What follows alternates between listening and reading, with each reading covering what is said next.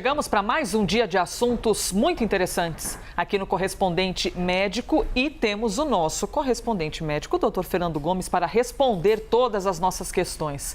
Bem-vindo, doutor, como sempre. Muito obrigado, Elizavec. Vamos trabalhar? Vamos trabalhar e queremos, mais do que nunca, a sua participação, viu? Pela hashtag Correspondente Médico, você pode opinar nesse assunto, esse primeiro tema que a gente traz. Para você, o que seria uma violência sexual?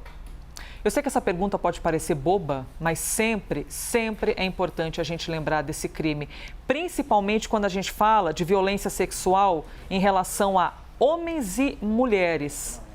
E ainda mais depois dessa imagem aqui que rodou o Brasil, viralizou em rede social. Essa moça que você vê aqui de bicicleta e que cai depois de ser violentada se chama Andressa Lustosa. Ela estava andando de bike na cidade dela, no interior do Paraná, cidade chamada de Palmas. Um carro passa e o carona simplesmente coloca a mão para fora e apalpa o corpo dessa mulher. As outras pessoas que estão em volta vão ali na tentativa de ajudá-la, depois que ela já caiu e já se machucou. Ela perde o equilíbrio e acabou caindo no chão. Esse vídeo foi compartilhado pela própria vítima e depois viralizou. A Polícia Civil do Paraná prendeu o homem em flagrante por importunação sexual e os outros 3 ocupantes do veículo também foram identificados. Quando uma mulher vive uma situação como essa aqui, que por vezes é normalizada por todos nós, quando ela sai de bicicleta, se machuca, visivelmente a gente vê que tem uma questão física. Ela se machucou, mas tem algo aqui que a gente não enxerga, que é o trauma. São as questões emocionais de uma vítima desse tipo de violência. A gente conversou com a psicanalista Valéria Amódio sobre esse risco que todas nós mulheres vivemos. Vamos ouvi-la. Pode virar uma experiência traumática. Ele afeta, às vezes, até de uma forma assim, imperceptível. E ele afeta tanto a pessoa que passou pela infortunação, quanto pessoas que se identificam com ela, no caso as mulheres, e quem presenciou também. Ele marca a nossa subjetividade, então, por isso que às vezes é difícil de perceber, né? Principalmente numa área sensível que é a da sexualidade. As sequelas podem ser diversas, é individual de cada um, mas pode ser retração, pode ser a perda da liberdade, no caso, por exemplo, essa moça deixar de andar de bicicleta, ou pelo menos sozinha, né, de sair sozinha, não querer aproximação física, né, ou de ser tocada, ter vergonha, culpa, tristeza, ansiedade, são todas sequelas possíveis no caso como esse. Ouvimos então a psicanalista Valéria Amódio. Doutor, a psicanalista falou sobre perder a liberdade, né? Geralmente, uma mulher acaba deixando de andar de bicicleta, mas na verdade a importunação sexual não deixa de ocorrer. A mulher muda os hábitos dela para evitar esse tipo de violência e a violência continua ocorrendo. Quais são os traumas? De que maneira uma mulher pode arquivar esse tipo de acontecimento na cabeça e precisar, de fato, até de um acompanhamento psicológico para entender que ela pode ser do jeito que ela quiser e que ela não é culpada por isso? A psicoterapia ela tem um papel fundamental aqui, Liz. O grande problema é criar uma falsa relação de causa e efeito. Por exemplo, a vítima acaba se sentindo ou podendo se sentir culpada por algo que aconteceu, do tipo: será que eu deveria ter usado uma outra roupa? Será que eu deveria ter me comportado de uma forma diferente? Como se aquilo ali, na verdade, tivesse sido gatilho e justificasse toda a situação. Se a gente analisar essa situação como um todo, a gente percebe que, primeiro, existe, vamos imaginar o seguinte, existe um estímulo visual, uma mulher bonita andando de bicicleta. Veja, ela não está se exibindo, ela está fazendo um exercício físico e se locomovendo de um lado para o outro, como qualquer pessoa tem o direito e, inclusive, do ponto de vista de saúde, deve fazer. O indivíduo faz uma interpretação rápida, e isso acontece no cérebro, do tipo, acho bonito, não acho bonito, acho sensual, não acho sensual, enfim, qualquer coisa. Isso pode acontecer. O grande problema é a atitude física que é tomada a partir de então, que pode ser um comentário, pode ser um assovio, pode ser uma palavra de baixo calão ou até mesmo um ato físico, como, por exemplo, projetar a mão para fora do veículo, tocando no corpo da pessoa que não está pedindo para ser tocada e nem permitindo isso, e ainda por cima provocando um desequilíbrio físico e um trauma que poderia ser ainda maior. Ela poderia ter sido atropelada pela roda, poderia ter batido a cabeça, ter tido um trauma de crânio muito mais grave. E, obviamente, depois disso tudo, a questão do trauma psicológico, podendo levar aí a uma síndrome do estresse pós-traumático, que requer um diagnóstico preciso e, obviamente, um tratamento muitas vezes psicoterápico e até mesmo, às vezes, medicamentoso. Eu quero até trazer uma provocação para você que nos assiste. Se a vítima tivesse dito que foi importunada, eu ouvi um assovio e ela está incomodada, você teria dado bola para essa reclamação se não tivesse ocorrido esse problema físico que ela sofreu na sequência?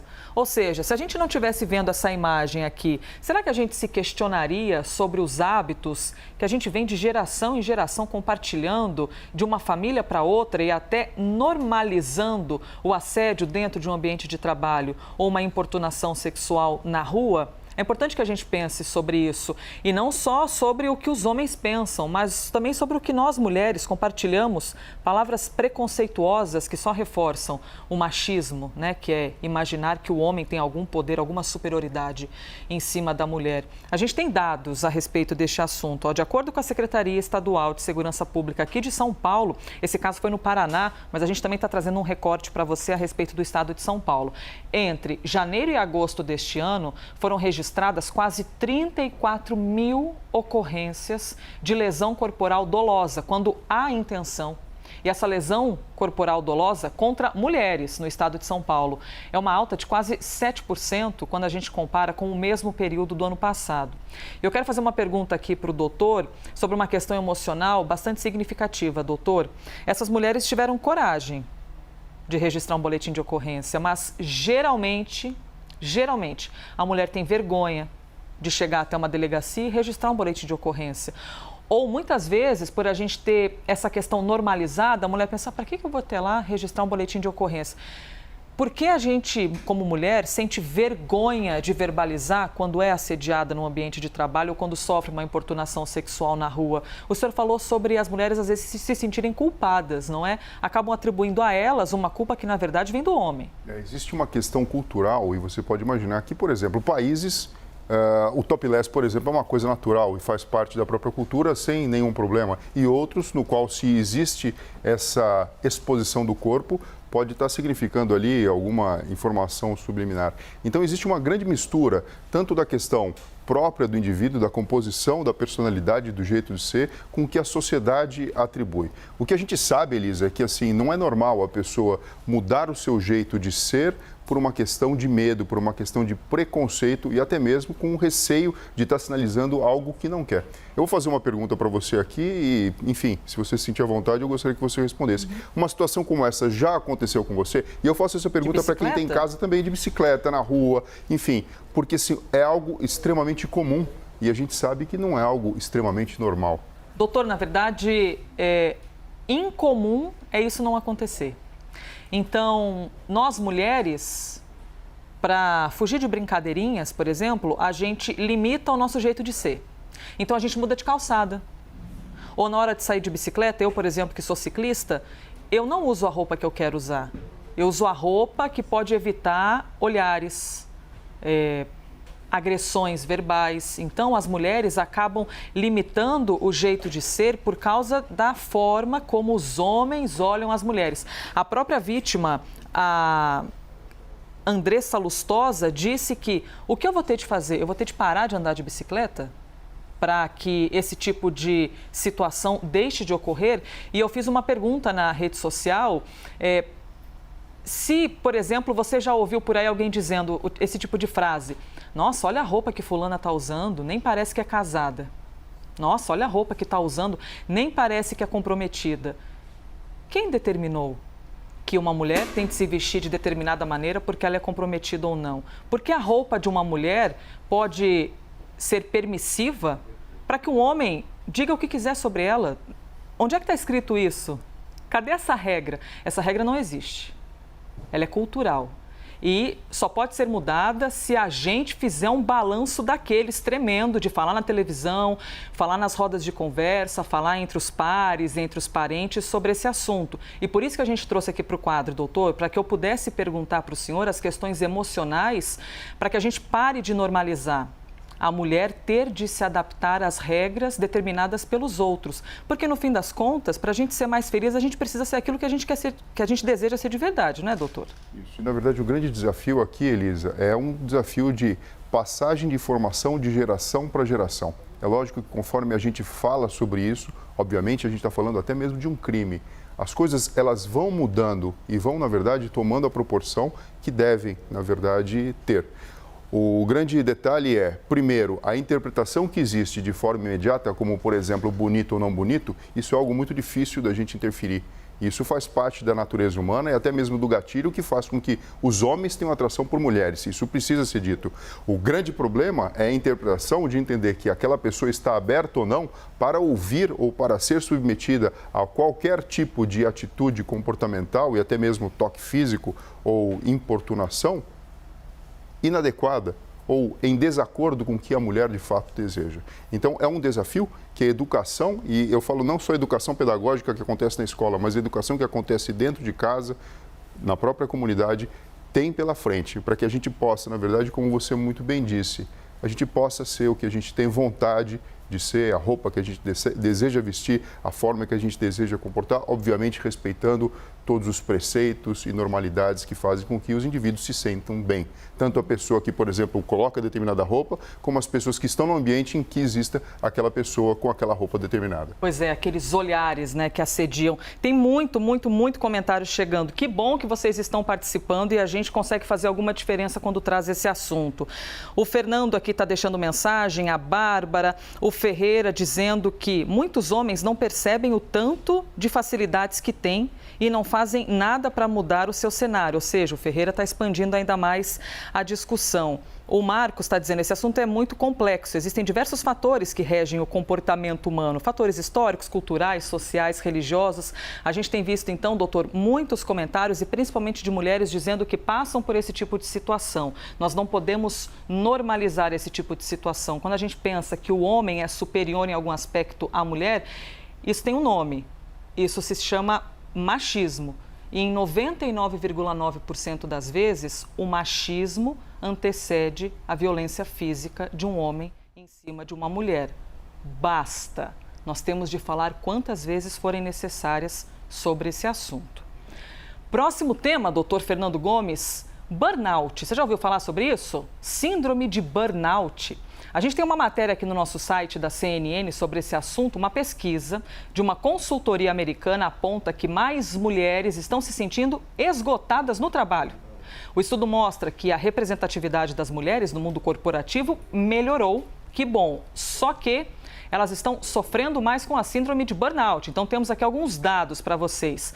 42% das entrevistadas disseram que frequentemente, ou quase sempre, se sentiram esgotadas este ano, quando a gente compara com os homens. No ano passado, 32% das mulheres se sentiam sobrecarregadas, enquanto 28% dos homens relataram estes sintomas. Menos homens relatam esses sintomas, então, em relação às mulheres. O levantamento também mostra que 1 a cada 3 mulheres já pensou em deixar o mercado de trabalho ou mudar de carreira. E mais de 50% das responsáveis por gestão de equipes apresentam níveis ainda mais elevados de esgotamento. Vamos então fazer essa pergunta aqui para o doutor Fernando Gomes. Doutor, síndrome de burnout. O que é, afinal? Será que alguma mulher que está assistindo a gente vai se identificar com a explicação do doutor? A síndrome de burnout é a síndrome do esgotamento profissional, onde existem alterações físicas, emocionais e psicológicas, existindo então a confusão do desempenho da pessoa no ambiente de trabalho com a sua própria autoestima. Isso traz uma repercussão que é notada no funcionamento do cérebro, com alteração em circuitos que envolvem principalmente esses dois neurotransmissores, a serotonina e dopamina, muito se assemelhando a, por exemplo, uma depressão, uma ansiedade e principalmente acontecendo no ambiente de trabalho, onde a exaustão física e o estresse estão presentes. Então, não é algo incomum e você nota o seguinte, a pesquisa ela foi contundente, né? Quando a gente pega o gênero feminino, houve sim um número maior do que o gênero masculino nesse quesito. Doutor Fernando, por que a gente de maneira geral, o ser humano, tem uma mania de achar que admitir um cansaço é um sinônimo de fraqueza? Então, eu não posso dizer que eu estou cansado nunca, porque eu preciso ser forte. Por que a gente tem o problema em admitir as nossas exaustões? Existe uma cobrança feita tanto pela sociedade como pelas próprias entidades que acabam empregando as pessoas de que o indivíduo ele deve beirar a perfeição. Então existe essa busca constante por isso. Quando a pessoa ela manifesta, na verdade, as suas limitações, isso pode representar um desafio para, inclusive, ela manter o emprego. Então, a gente tem aqui um cenário favorável para que esse tipo de pensamento seja estruturado. E, na verdade, é um ledo engano, porque não é simplesmente a pessoa que sofre. A própria empresa também, quando tem um indivíduo nessa situação, acaba sofrendo, porque o indivíduo não está rendendo o melhor dele. Sim. Muitas vezes o indivíduo funcionando bem, e aqui a gente tem a questão de trabalhar as horas de forma adequada, se dedicar de uma forma realmente integral para a resolução do problema e o desempenho da tarefa e até mesmo entregar o trabalho que está sendo prometido, faz parte de um processo que a gente fala de saúde laboral. Ou seja, não é só o indivíduo se sentir bem, ele tem que funcionar de forma adequada no trabalho e da mesma forma que ele interfere no funcionamento do trabalho, o trabalho interfere no funcionamento desse ser humano, que a longo prazo, se tiver tudo ótimo, é bom para ambos os lados. A pessoa com mais felicidade, com mais tranquilidade, acaba tendo um melhor resultado que a empresa acaba buscando. Síndrome de burnout, então não acomete apenas as mulheres, mas as mulheres acabam apresentando um maior registro desse tipo de caso, é isso, doutor? O cérebro masculino é diferente do feminino em termos de peso, de conexões e de habilidades, não em termos de QI. E quando a gente fala de inteligência interpessoal, inteligência linguística, e a gente pega profissões onde existe o maior risco de que isso venha a acontecer, como, por exemplo, pessoas que lidam muito com o público. Então, professores, profissionais da saúde, agentes de segurança e assim sucessivamente, existe uma tendência maior de que se manifeste esse tipo de problema. As mulheres que já têm naturalmente uma tendência maior a desempenhar mais de uma tarefa e ter tarefas, inclusive, importantes para o bom funcionamento da família, acabam se sentindo sobrecarregadas. É lógico que até mesmo a mudança do estilo de vida faz parte do tratamento dessa síndrome, mas a psicoterapia, a psicologia, a psiquiatria são importantes de serem inseridas nesse contexto e, obviamente, trazer esse indivíduo, que não deixa de ser simplesmente um indivíduo que está sofrendo, é um paciente, para dentro do processo de diagnóstico e tratamento, uma realidade. Muito bem, explicadíssimo, hein, pelo Dr. Fernando Gomes, sempre com muitos assuntos interessantes. E o assunto sobre a importunação sexual, sobre o assédio, a violência em cima das mulheres, está aqui, rendendo muitas mensagens na rede social. Importante que a gente possa refletir que não é normal uma mulher trocar de calçada para não ficar ouvindo assovio. O normal é o assédio deixar de ocorrer, é a importunação deixar de ocorrer e não a mulher ter de limitar a sua liberdade para evitar, deixar de usar um decote, um shorts, para evitar que o homem... Gente, chega, né? Tem que ser ao contrário e a gente vai repetir sempre que necessário for esse tipo de assunto. Doutor Fernando Gomes, obrigada por mais um dia. Obrigado a você, Liz. Eu espero que o tema de hoje tenha servido para abrir a mente das pessoas e trazer discussão no ambiente que você está, porque é algo extremamente importante, atual e principalmente do futuro. Este foi mais um Correspondente Médico.